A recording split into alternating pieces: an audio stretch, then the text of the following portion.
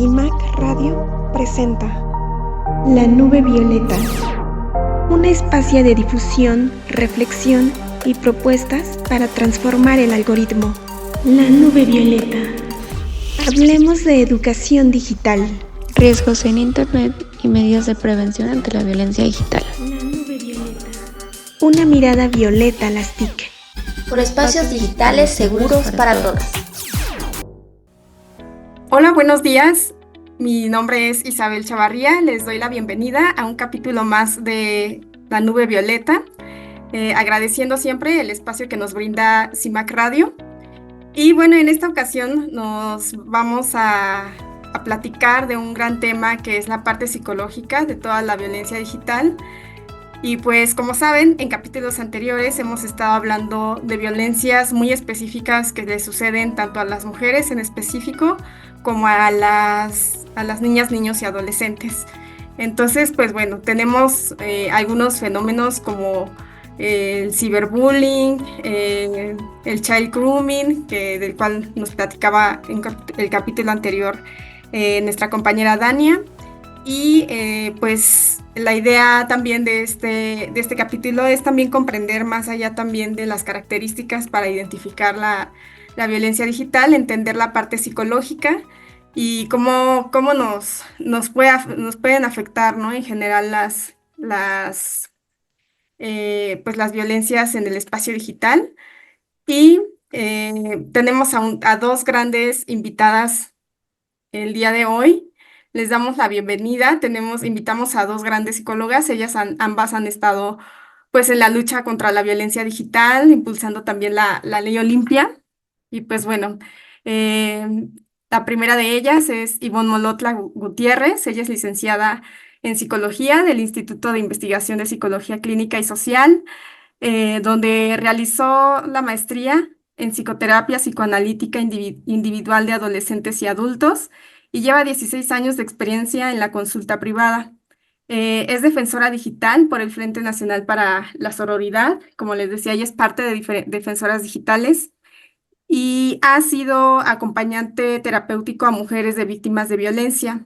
También ha sido docente en materias de teorías de la personalidad, psicometría, psicología clínica, y pues ha impartido distintas conferencias en instituciones como sobre el bullying o el ciberacoso, adicciones, límites y afectos en la adolescencia, orientación vocacional en secundarias y en preparatorias.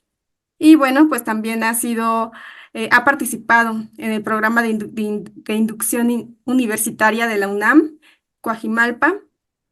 Ha sido evaluadora por competencias a docentes de nivel medio superior en el Ceneval.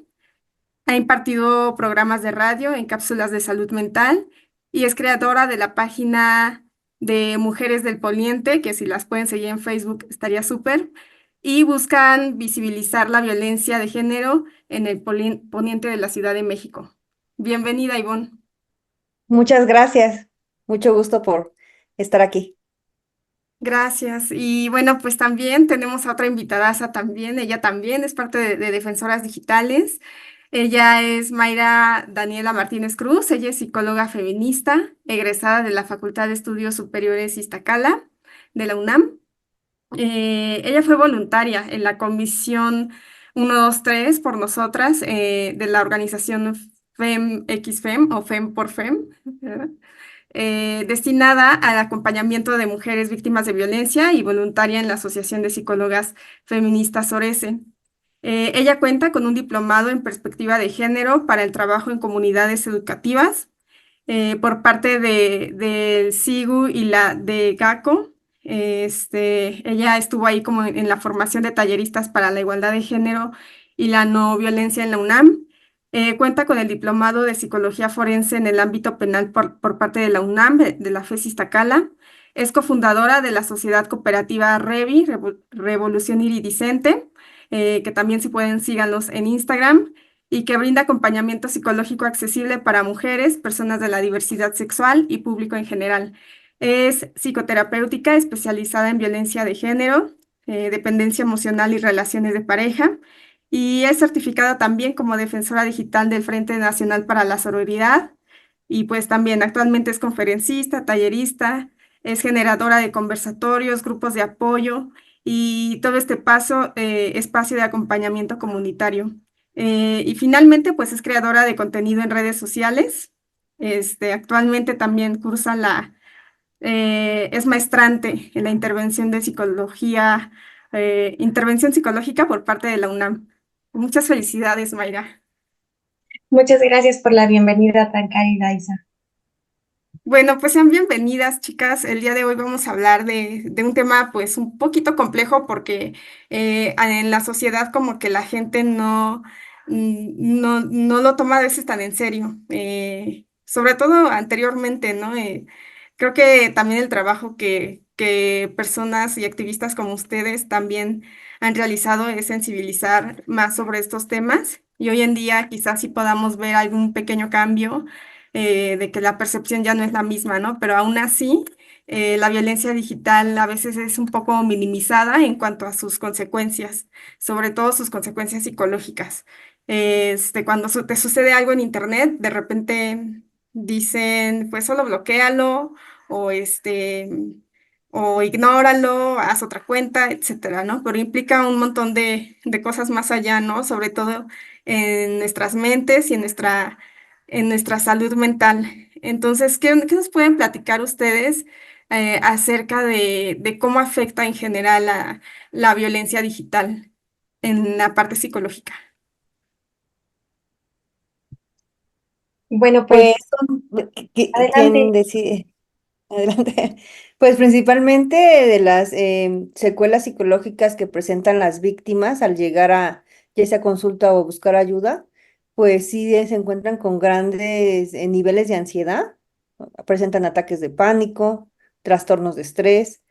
O sea, se vienen un sinfín de cosas emocionales que no les permite seguir con su vida cotidiana. Como lo decías, no, a veces suena, pues ya cierra tu sesión y ya se acabó el problema. La realidad es que no es así, porque todo eso les genera ansiedad y ataques de pánico. O sea, el hacer esos cambios, eso no es tan sencillo de cierra la computadora y cierra tu sesión. No, así no actúa la violencia digital, ¿no? Es algo que las viene generando toda esta culpa, esta vergüenza y pues desilusión de la gente en quien se confió. Además, es cierto que también es bien difícil definir un impacto específico que genera la violencia digital, porque muchas veces también tiene que ver con la manera en la que se ejerce, quién lo ejerce e incluso las condiciones en las que se encuentre la persona. Incluso el contexto en el que se ha ejercido violencia, pues es algo que permea muchísimo. Cuando hablamos de violencia digital, también hablamos de que no es un escenario del cual es fácil retirarse, como podría serlo en otros tipos de violencia, sino que además es un espacio en donde permanece, en donde se comparte, se recomparte y al final está muchísimo más presente de lo que creeríamos.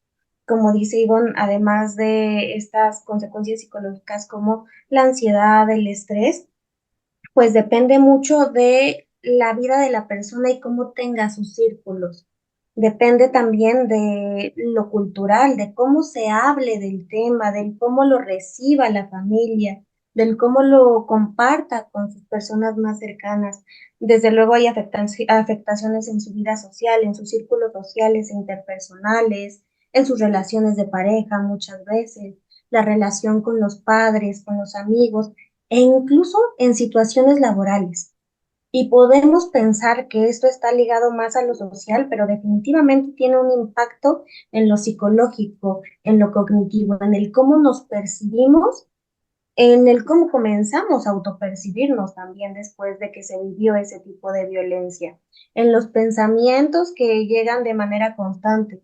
Por ejemplo, un pensamiento, una cognición que tiene que ver desde la indefensión, porque provoca mucha indefensión, mucha inseguridad. Son pensamientos del tipo, ya no puedo confiar en nadie, siempre me va a ir mal en la vida, porque además, muy pocas veces esta es una violencia prevenible, voy a nombrarlo así.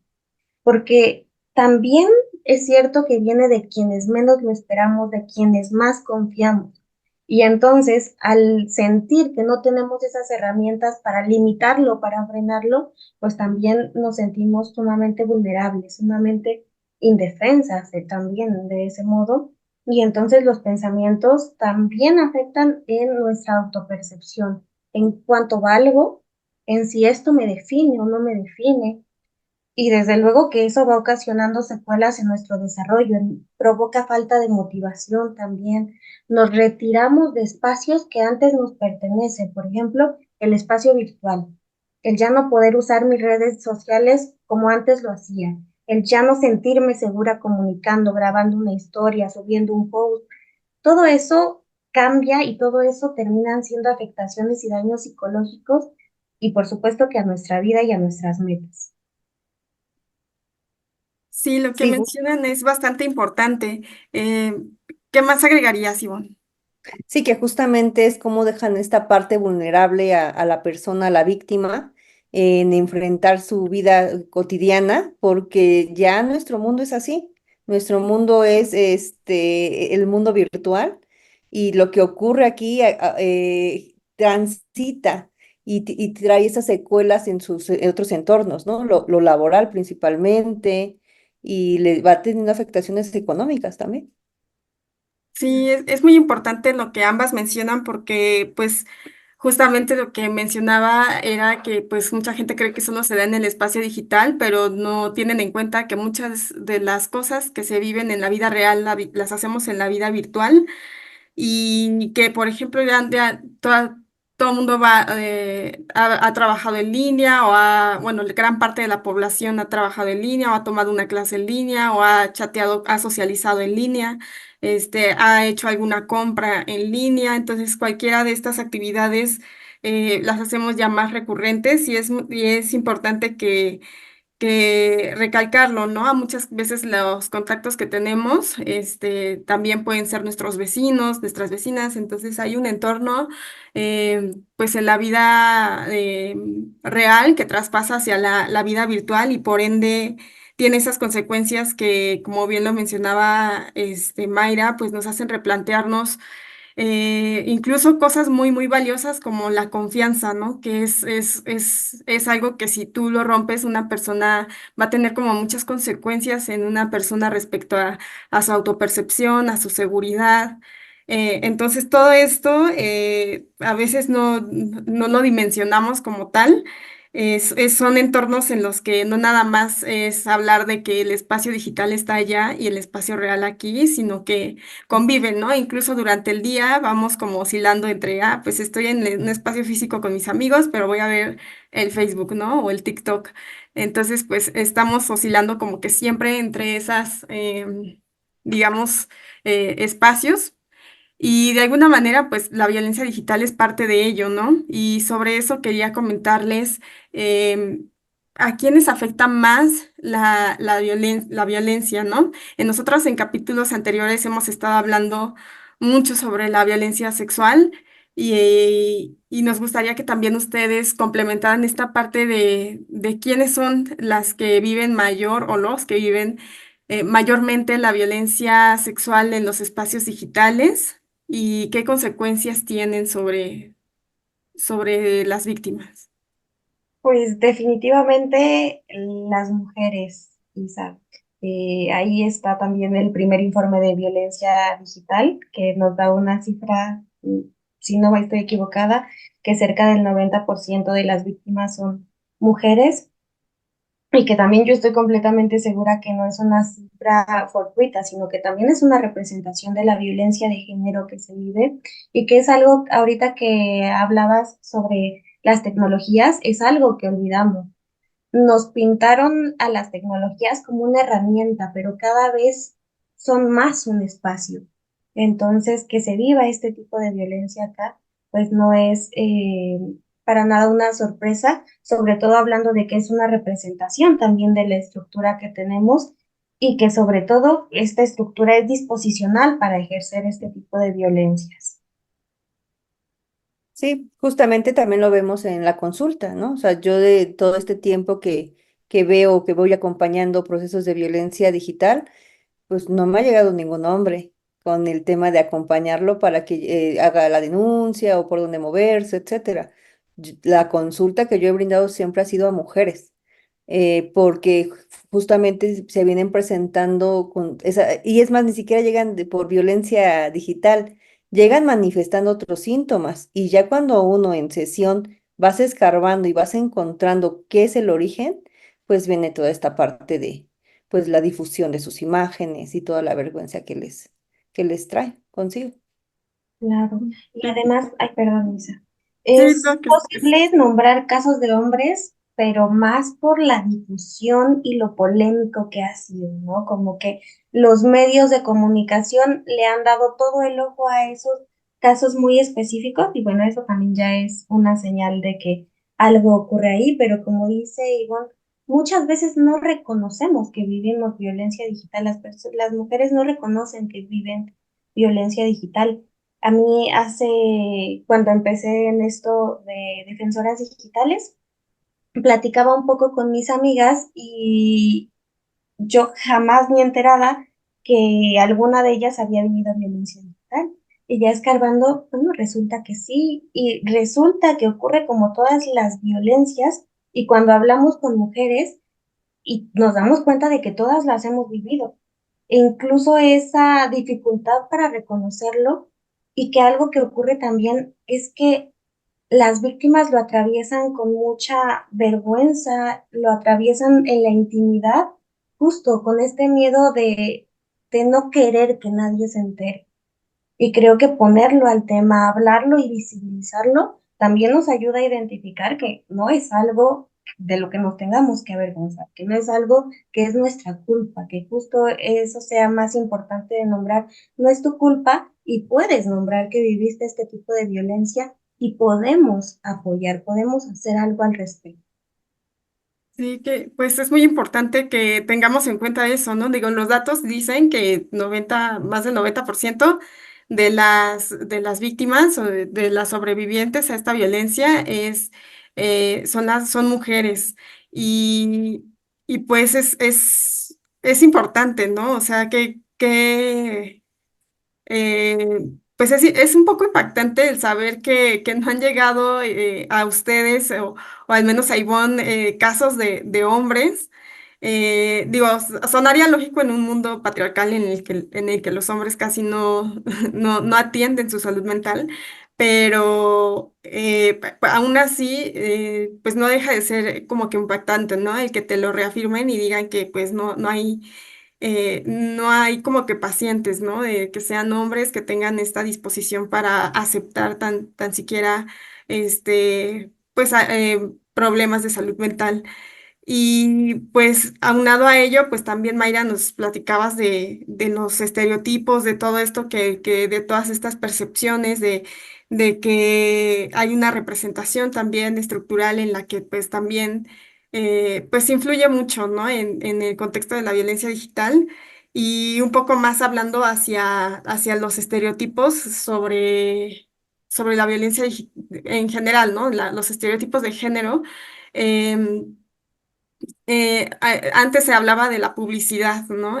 Cómo afectaba mucho la publicidad en la percepción o autopercepción de las mujeres, ¿no? Después fue la televisión, ahora son las redes sociales, de hecho ahora ya es también todos estos robots de la inteligencia artificial como bien feminizados. Entonces, pues bueno, ¿cómo afecta todo eso? Y más ahora que es un bombardeo de información la que tenemos a diario en nuestros teléfonos, por ejemplo, ¿no? ¿Cómo afecta también, sobre todo a las mujeres, ¿no? Que es a quienes más se estigmatiza y, en pues sí, en este contexto patriarcal.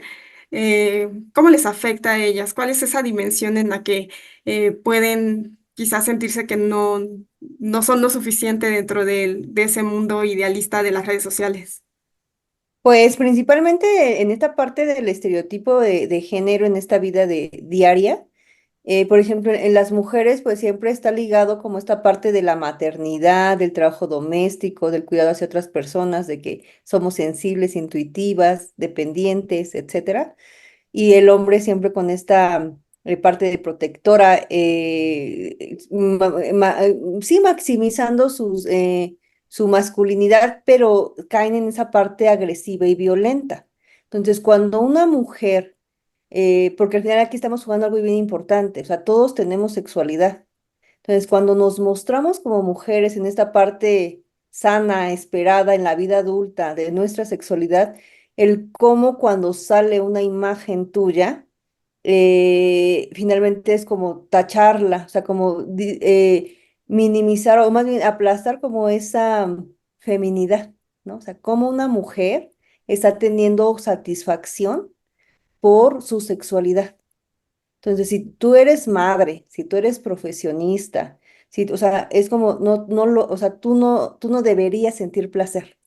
Solamente los hombres, por esa fuerza, por ser aguerridos, etcétera, son los únicos que se les aplaude para mostrar esa parte de sus logros sexuales, ¿no? Por eso, cada vez que exhiben a una mujer, es como colgarse, o sea, una medallita. ¿Y eso qué nos hace? Volvernos un producto, un objeto de sus deseos, etcétera. Sí, Sí, es importante mencionar esta parte, ¿no? De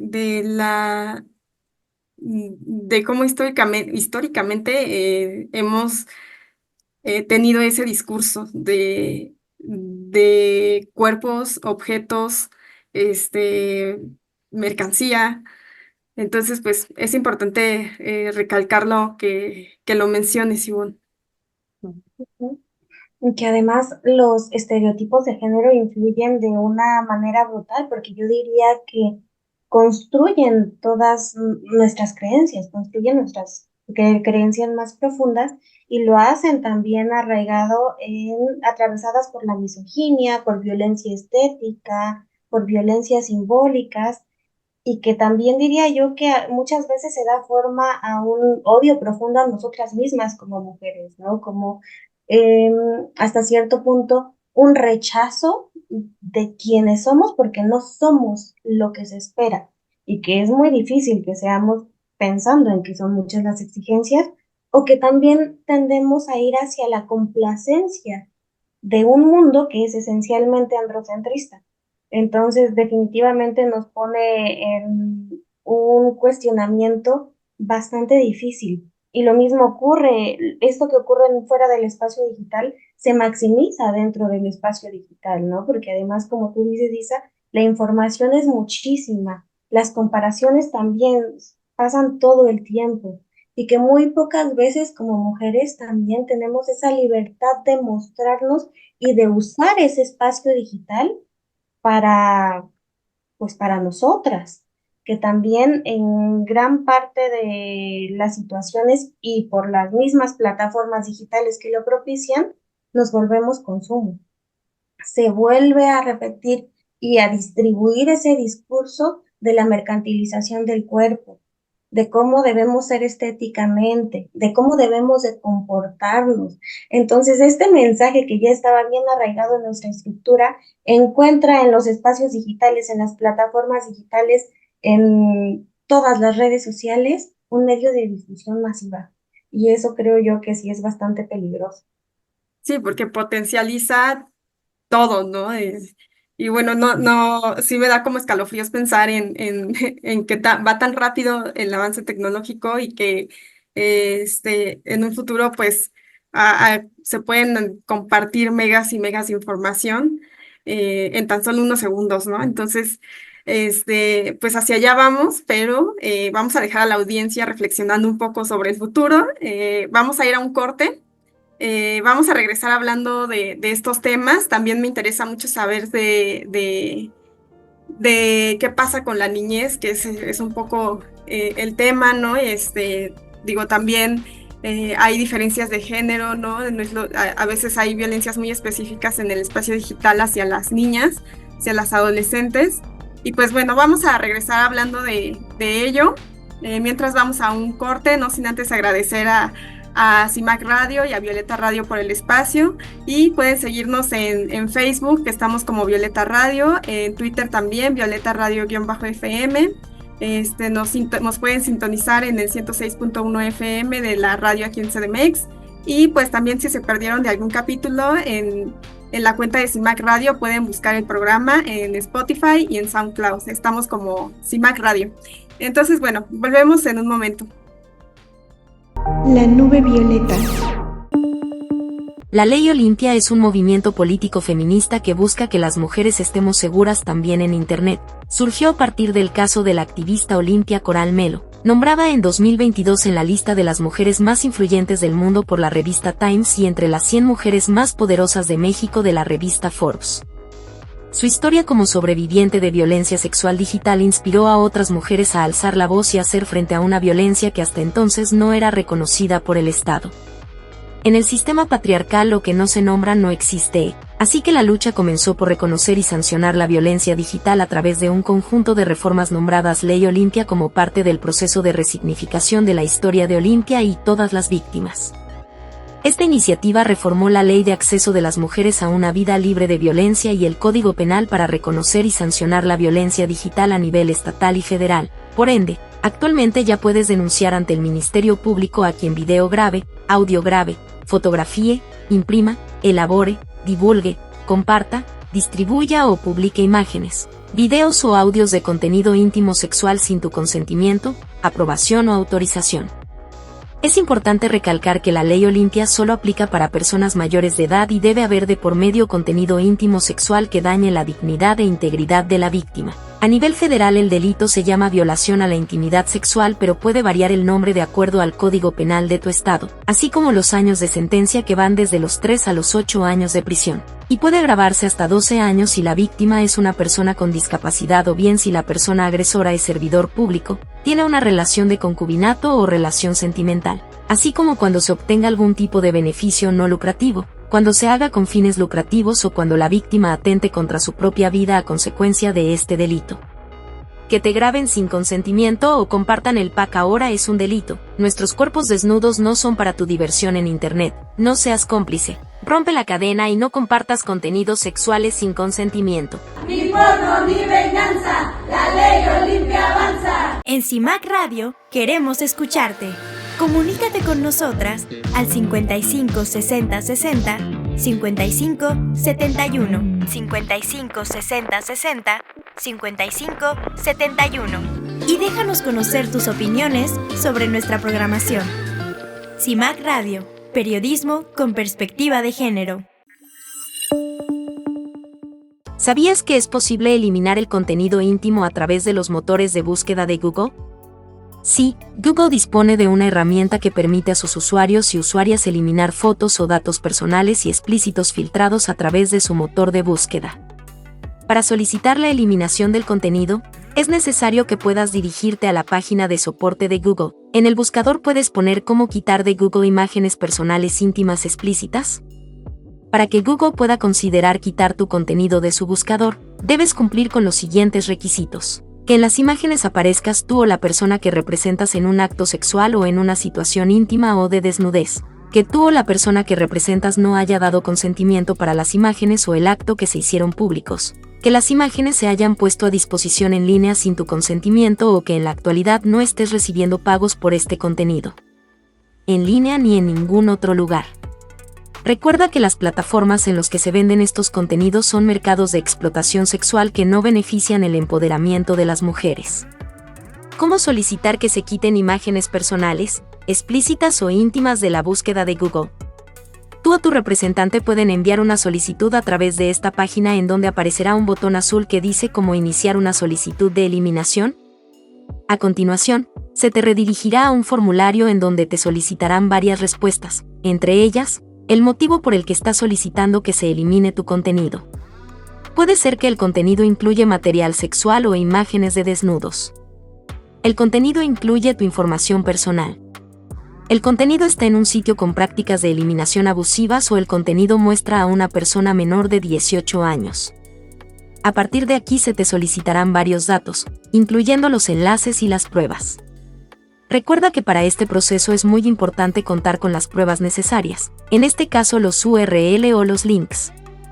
Puedes enviar hasta 1000 URLs en esta herramienta. Puedes obtener mayor información en leyolimpia.com.mx o en la página de support.google.com. Y bueno, pues estamos de vuelta en un episodio más de La Nube Violeta, agradeciendo siempre el espacio a CIMAC Radio y a Violeta Radio. Y pues bueno, antes del corte estábamos hablando pues de toda esta parte, ¿no? Reflexionando sobre el futuro, reflexionando sobre cómo toda esta información y estas percepciones también de los estereotipos y demás pueden influir también en nuestra salud mental en general, y que de alguna manera pues está muy relacionado con la violencia digital, ¿no? Cuando en un sistema está tan normalizado la mercantilización, la objetivización de los cuerpos de las mujeres, pues es normal también, que no debería de ser así, pues ciertas conductas en internet, ¿no? Como el acoso, que ahora es el ciberacoso, el jugar con tu identidad, con tus datos personales, y en fin, todo eso creo que afecta bastante a las víctimas, pero sobre todo a las mujeres que enfrentan este tipo de ataques, ¿no? Para concluir un poco este tema, y porque también nos interesa mucho saber la parte de las infancias, pues también nos gustaría pues saber, ¿no? Qué es lo que específicamente hacia las mujeres, qué es lo que se puede hacer ante pues todo este contexto de violencia. De alguna manera, parte importante de la prevención también sería trabajar en la parte agresora, ¿no? En la parte de los hombres. Pero ustedes, ¿qué tan viable ven eso desde la parte de la salud mental? Que se pueda trabajar con hombres, y por otra parte, preguntarles igual, ¿qué otras medidas para prevenir estas violencias hacia nosotras podemos implementar?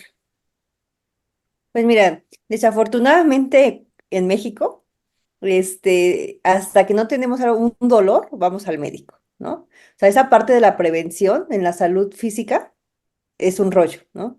En la salud mental aún hay una brecha más grande. Porque para que haya conciencia en estas generaciones, en la adolescencia, en las futuras adolescentes, en los futuros adultos jóvenes, tenemos que estar trabajando o sea, ellos, ya nuestros hijos, ya los niños, ya son nativos digitales. También tenemos que entender esa parte, que ya es parte con lo que ellos han nacido. Tenemos que reeducar, tenemos que ellos entren a los espacios, aunque las aplicaciones nos ponen que a los 12, 13 años, pues sabemos que hay niños de 5 años que ya tienen cuentas de Facebook, ya tienen cuentas de Instagram, etcétera, y ya las están manejando. Aquí es como papá, si yo voy a darles un celular, o sea, también tengo que estarme informando y capacitando. Hay aplicaciones, hay esos controles, esos botones de control para proteger, y aún así llegan muchas cosas que desconocemos. Ahí está el YouTube Kids y se filtran informaciones, ¿no? Que es contenido aún no apto para ellos. Entonces, sí tener esa conciencia, o sea, trabajar con los papás, pero también trabajar en los ámbitos educativos para darles las herramientas y ellos puedan navegar y enfrentarse a esta selva digital, porque van a encontrarse desafortunadamente, con situaciones de delitos, y que ellos puedan diferenciarlos. Ya hay muchos lugares que dan este acompañamiento, hay Cybercats y todo, que ayudan a las infancias, apoyan a las infancias para que conozcan la tecnología, ¿no? Y es como una guía. Son de esas herramientas que tenemos que ya estar haciendo todo el tiempo. Sí, yo creo que la prevención desde temprana edad es también la clave, porque pues de alguna manera van las nuevas generaciones, en este caso pues también las niñas, niños y adolescentes, van tomando ejemplos, van tomando lo que van aprendiendo de otros lugares y de otras personas, y empezar desde ahí creo que podría pues de igual manera, ¿no? Ir cambiando el chip en ellos, este que igual, creo que si empezamos también a educar también a las infancias y a las adolescencias varones, pues también, ¿no? Creo que si todas estuviéramos en un mundo idealista, en donde todos estuviéramos previniendo y educando a nuestras hijas, hijos, pues creo que se lograría algo, ¿no? Pero pues estamos en un contexto bastante complejo. ¿Qué nos dirías tú, May? Uy, bueno, pensando en la violencia digital, creo que la prevención puede venir de diferentes pues lados, ¿no? Pensaba, por ejemplo, en lo comunitario. Muy pocas veces ponemos atención en eso, en el espacio que podemos brindar. Me gusta mucho que en Defensoras Digitales justo hablan de ese eje, del eje comunitario, como propiciador o como también, pues, esta parte de apoyar, es decir, en un entorno sano que también es muy idealista de pronto, pero no puede existir como tal la violencia. Entonces, ir creando esa comunidad con información, con también mucho cuidado y mucha protección, creo que es algo ideal. Pensaba también en las niñas y adolescentes. Creo que hay mucho para sacar ahí en cuanto a prevención, en cuanto a si el uso de tecnología, a qué edad, si está bien, si está mal, hay mucho de dónde sacar, pero también en las masculinidades, que justamente es algo que debe de ser mucho más investigado y que yo creo que pues ahí también les toca hacer mucha chamba a ellos. Y esa es la parte difícil, ¿no? Que muchas veces no se prestan a querer hacer todo este cuestionamiento que desde el feminismo sí hacemos, que a veces hasta duele ese cuestionamiento y tenemos que dejar muchas cosas de lado y tenemos que reaprender mucho.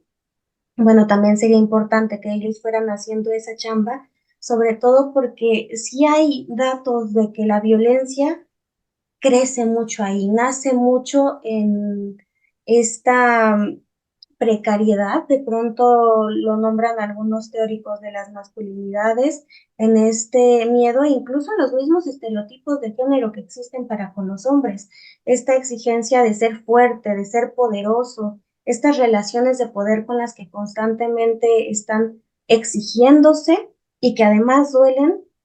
Sería bien importante que se fueran trabajando, que yo creo que ahí es un campo bien fértil que muy pocas veces tocamos, pero que también es una de las razones por las que las mayorías de los agresores tienen una relación sentimental o son cercanas a las personas víctimas, por esta relación de poder y por intentar legitimizarse a través de esa violencia. Entonces, desde luego hay mucho que trabajar ahí. Sí, igual hace unos episodios nos comentaban también otra de nuestras invitadas que, que hay mucho por hacer en la prevención, pues, sobre todo pues abocándonos un poquito más ahorita en niñas, niños y adolescentes, las violencias, ¿no?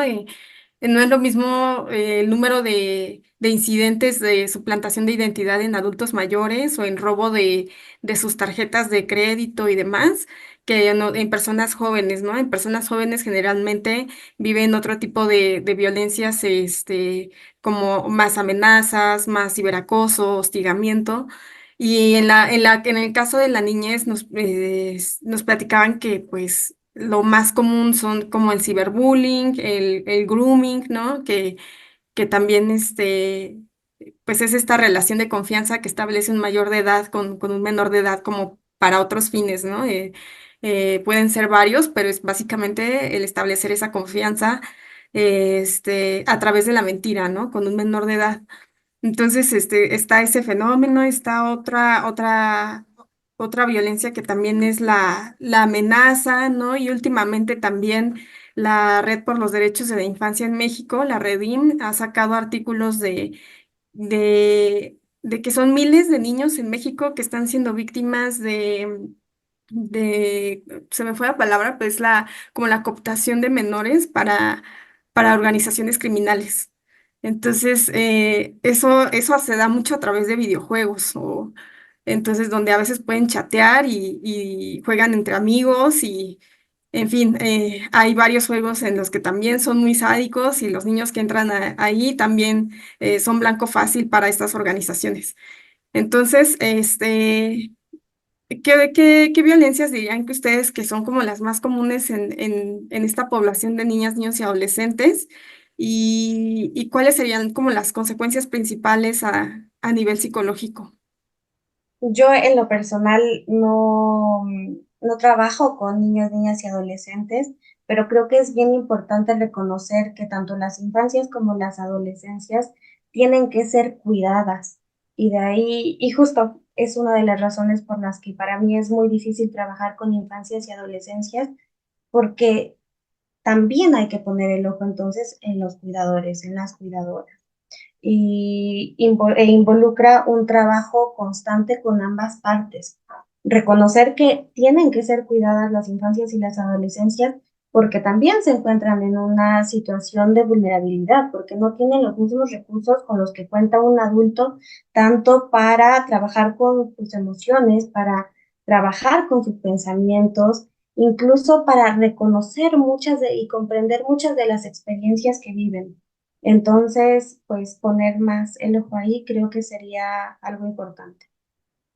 Sí, justamente con la llegada de la pandemia y todas estas modificaciones al sistema educativo, etcétera, sí se vivió y se vio el aumento en los casos de niños víctimas de trata digital, y que justamente los contactaban por los videojuegos, y es aquí cuando vemos en donde la familia podía estar, independientemente del nivel socioeconómico, sociocultural, podría estar en una misma casa, cada quien en sus propias actividades laborales y educativas, y ocurre este fenómeno, ¿no? Y entonces cuando decimos como papás o como adultos más bien, les estamos quedando a deber a las infancias ese cuidado y esa protección, porque creemos que porque está en casa no pasa nada, que los peligros son afuera de nuestra casa. Sí, y es verdad, sí, sí hay peligros también fuera de la casa, pero también no hay que perder de vista que los peligros también ya son en la red digital. Entonces, sí es importante que como adulto, yo siempre les digo, hay que preocuparnos. Yo también no trabajo con niños, generalmente siempre son adolescentes y adultos, pero trabajo con los papás de esos niños, ¿no? Y siempre les digo, eh, tenemos que tener cuidado cuando tenemos a un niño aburrido, porque el niño aburrido, ¿de qué nos habla? ¿De qué nos va a hablar en la vida adulta? A alguien que va a perder el interés en todo y va a poder pues tener esa energía o esa capacidad de atentar contra su vida. Por eso vemos antes se veía en la secundaria, actualmente ya lo estamos viendo en primaria, ¿no? Cutting, ya están atentando contra su vida, ya están haciendo se están poniendo mucho en riesgo en los famosos retos, y sí, sí hay quienes desafortunadamente han perdido la vida, y es la responsabilidad de nosotros como adultos, no solamente padres, sino también los adultos que están a nuestro alrededor, no los estamos protegiendo.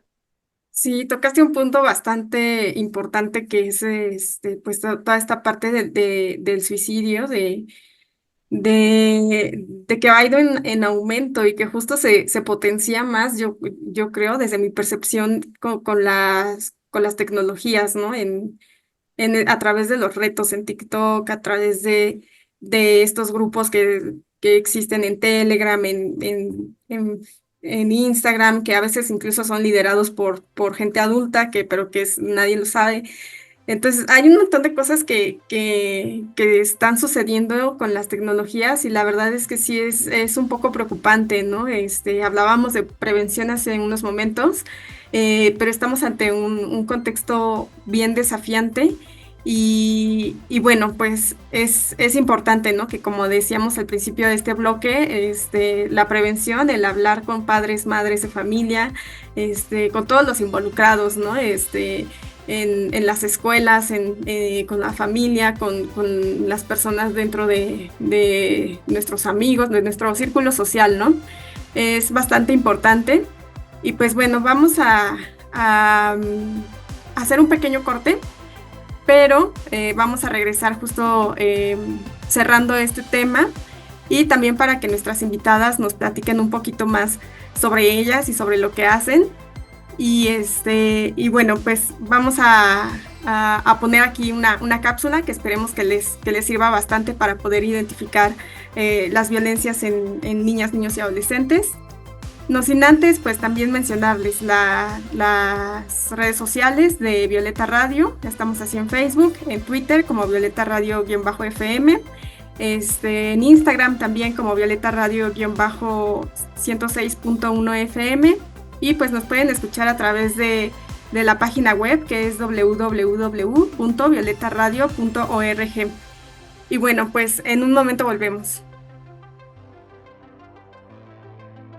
La nube violeta.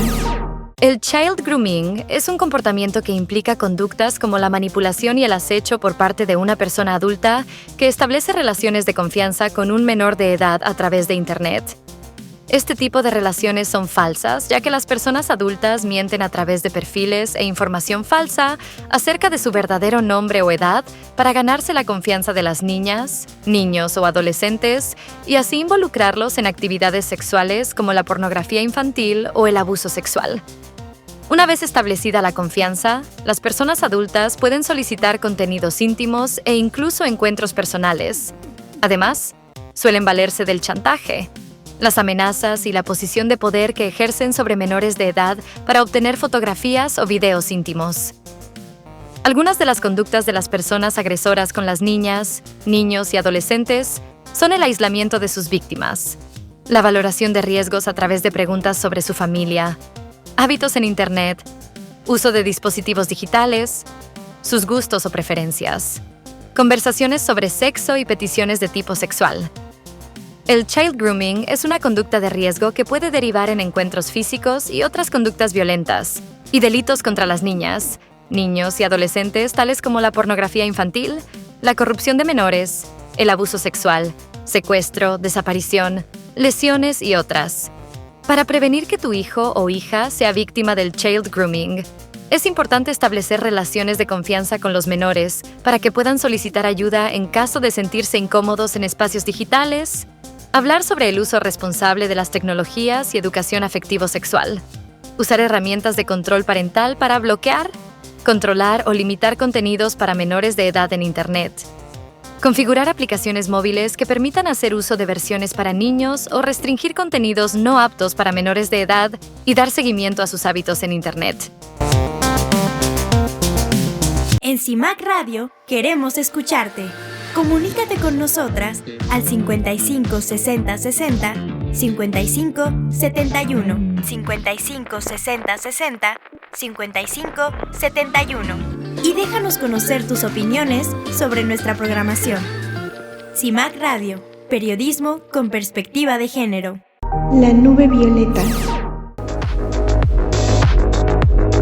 La violencia sexual digital es un tipo de violencia de género que ocurre en el ámbito digital y está relacionada con el ejercicio de la sexualidad a través de las tecnologías. La violencia sexual digital se caracteriza por ciertas particularidades que no se dan en la vida real, entre ellas, la viralización en segundos a cualquier parte del mundo, el anonimato detrás de los perfiles agresores, la creación de identidades falsas y los contenidos simulados, editados o generados con inteligencia artificial con el fin de perjudicar a alguien. El Frente Nacional para la Sororidad ha detectado 10 formas de violencia sexual digital que comúnmente afectan en mayor proporción a las mujeres y niñas. Estas son: la difusión de contenido íntimo sexual sin el consentimiento de la persona aludida en el material digital. La producción no consentida de material íntimo sexual como grabar o fotografiar partes íntimas sin el consentimiento de la otra persona. Esta conducta puede suceder en espacios privados y públicos. La elaboración de deepfakes, que son imágenes o videos sexuales haciendo uso de inteligencia artificial con la identidad de alguien más sin que ésta haya dado su autorización. El robo o usurpación de la identidad con fines de explotación sexual, es decir, usar la identidad de otra persona para difundir o vender contenido sexual en Internet. Acoso sexual digital, en donde se pueden enviar mensajes con fotografías sexuales o mensajes obscenos o lascivos sin que sean solicitados y pueden estar acompañados de amenazas. El grooming es el proceso en el que se establecer un vínculo de confianza entre una persona adulta que finge su identidad virtual para establecer una relación con un menor de edad. A través de la manipulación y las mentiras pueden ocurrir actos que ponen en riesgo la integridad, seguridad e intimidad sexual de las niñas, niños y adolescentes. La extorsión se da a través de amenazas de difusión de contenido íntimo de una persona a cambio de dinero, más material íntimo, encuentros sexuales virtuales o reales, etc. Las amenazas se ejercen a través de la manipulación, control u obligación de una persona para realizar determinadas conductas para no difundir su contenido sexual íntimo. Se busca ejercer control sobre sus acciones y se ejercen amenazas sobre la difusión del contenido sexual e incluso amenazas de ataques sexuales físicos. El acecho es la persecución y vigilancia permanente a través de redes y dispositivos digitales con el fin de coartar la libertad de alguien y ejercer control sobre sus acciones. El ofrecimiento de servicios sexuales no autorizados a través de catálogos de prostitución en línea, servicios sexuales y venta de contenido íntimo de otras personas sin su consentimiento y pueden ir acompañados de los datos personales de la víctima.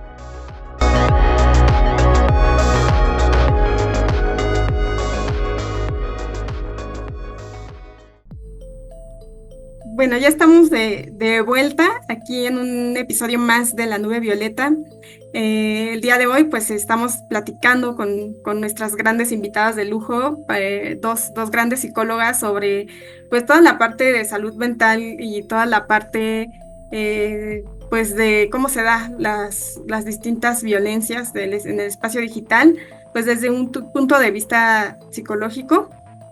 Y platicábamos hace un momento de todas las consecuencias, ¿no? En las niñas, niños, adolescentes. Creo que también lo importante de ese bloque fue como también recalcar la responsabilidad que tenemos las personas adultas en estos temas. Y pues finalmente nos gustaría también, digo, ya platicamos un poco de cómo se puede prevenir con los padres y madres. Pero bueno, también nos gustaría saber qué es lo que ustedes hacen, a qué se dedican. Sabemos ya, como las introduje hace unos momentos, al principio del programa, pues son pues mujeres muy, muy inteligentes, muy activas, muy involucradas con el activismo, con los derechos humanos y pues nos gustaría saber que también cada una de ustedes nos diga qué pueden promocionar, ¿no? ¿Qué están, cómo han atendido también, cuál ha sido su relación con la violencia digital? Ambas son de defensoras digitales, ambas certificadas, lo cual me enorgullece bastante. Y pues, ¿qué nos pueden platicar, May e Ivonne? Bueno, pues yo actualmente conformo una sociedad cooperativa llamada Revolución Iridicente. Somos varias compañeras que brindamos atención psicológica a bajo costo porque pues sabemos que justo la salud mental a veces es un privilegio y si acceder por decisión a ella ya es difícil, por economía a veces es mucho más. Entonces, brindamos estos costos accesibles y esta posibilidad incluso de acceder a una beca, es decir, acompañamiento psicológico gratuito. También trabajamos haciendo talleres, conversatorios, todo lo que nos ayude a cuestionarnos. Trabajamos temas de diversidad sexual y con el público en general. Wow, pues qué interesante. Síganos en nuestras redes sociales como @revolución_iridicente y también en mi página personal como psicóloga, que es @psico.maymar. Ay, muchas gracias, May. Justo te iba a preguntar por las redes sociales, porque pues hacen bastante chamba y qué bueno que pongan ese enfoque en la parte de salud mental, en la parte de que pues en esta parte de acompañamiento. Y pues muchas gracias, Ivonne. Pues yo me dedico más a la consulta privada. El enfoque que yo manejo es de terapia psicoanalítica. Sin embargo, desde el 2019 estoy mucho con el Frente Nacional, estuve desde la aprobación. Y en enero creé la página de Mujeres del Poniente, en donde yo vivo en una zona de la Ciudad de México, aunque sea Ciudad de México, estoy en la periferia, lo cual que implica para llegar a un MP, para llegar a hasta un hospital, bueno, a una gasolinera, o sea, todo nos queda lejos, vivimos en la montaña. Entonces, sí se ve la diferencia. Se ve la diferencia entre estar en la montaña, aunque tengamos un centro majestuoso, Santa Fe, o sea, al final hay otra población que también estamos atrapados en la montaña. Entonces, desde ahí nació, pues sí, tuve esa iniciativa de ver esta parte de acompañar a la gente víctima de violencia en el entorno que me comenzaba a mover, pues comencé a ver casos de violencia digital cuando yo no sabía aún sí iba a dar talleres de ciberbullying y todo eso, pero yo no estaba como tan metida. Cuando de repente comienzo a indagar, ¿qué se hace? Alguien que ha sido violentada, ¿qué tienes que hacer? Y tú como terapeuta, ¿cómo acompañas? Entonces fue que comencé ahí esta parte del feminismo, del activismo, y es que he tenido, bueno, quiero tener como más propuestas en cuestión de atención a víctimas, pero generalmente mi trabajo es más en lo individual, aunque he participado en otros escenarios, ha sido más en lo individual. En la consulta privada, en línea, principalmente desde la pandemia, me encuentro en Facebook, en Instagram, como Ivonne Molotla G o Ivonne Mo, y la página de Mujeres del Poniente. Okay, en Facebook, ¿verdad? Y en Instagram Sí, también, en ¿verdad? Ok, Sí, en Instagram y en lo que era Twitter, igual, Ivonne sí. Molotla y Mujeres del Poniente. Muchas gracias a ambas. Igual, ya para cerrar, se me pasaba hacer un pequeño cuestionamiento. Como último, qué nos recomendarían a nosotras que a veces estamos un poco, pues no somos psicólogas, pero tenemos amigas, tenemos sobrinos, sobrinas, como que algún tip que nos pudieran dar, como qué hacer con alguien que está sufriendo violencia digital, pues nosotras, ¿no? Como personas que somos tal vez sus amigos, sus familiares.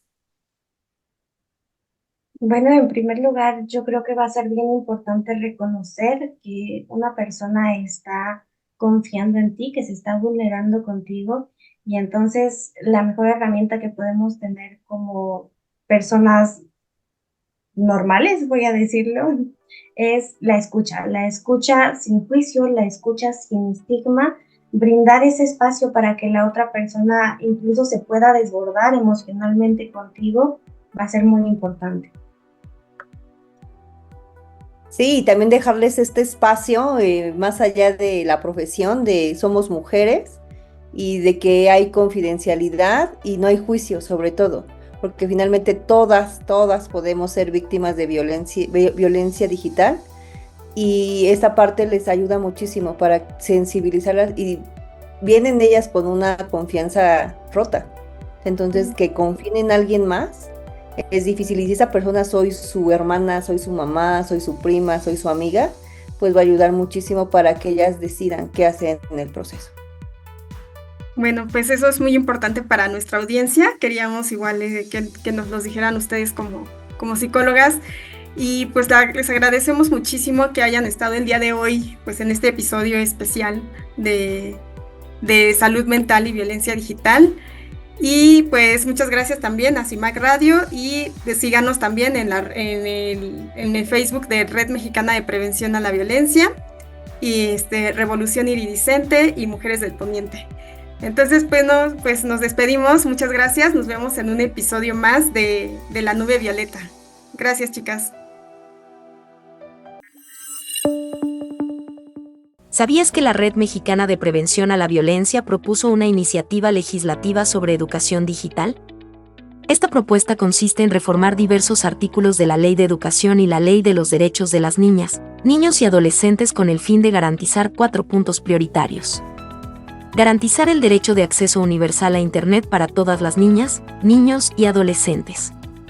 Fomentar la alfabetización e inclusión digital de todas y todos los estudiantes de cualquier tipo, nivel o modalidad educativa.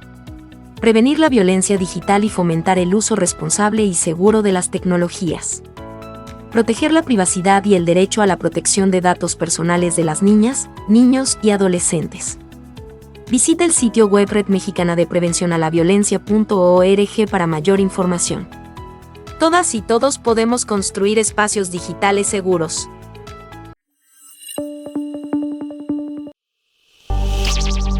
CIMAC Radio presentó La Nube Violeta, un espacio de difusión, reflexión y propuestas para transformar el algoritmo. La Nube Violeta. Hablemos de educación digital. Riesgos en Internet y medidas de prevención ante la violencia digital. Una mirada violeta a las TIC. Por espacios digitales seguros para todas.